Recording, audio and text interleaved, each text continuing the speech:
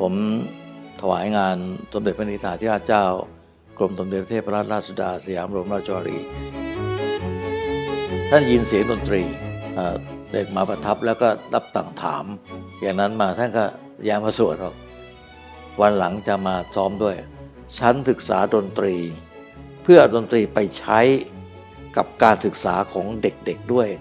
ปีต่อไปพบพระราชนิพนธ์เป็นเรื่องเลยนางซินเลยเรารู้จักนางซินเดอเรลล่าใช่ไหมไม่เอาอันนี้นางซินทำครัวมีสร้อยคำว่าโอ้พระเอ๋ยแล้วท่านพระราชทานต่อว่าเอาอย่างนี้กันให้ร้องว่าโอ้พระมิ่งแม่เอ๋ยจบเพลงเนี่ยเรายังไม่เล่นดนตรีโอ้โหคนปรบมือกล่าวเลย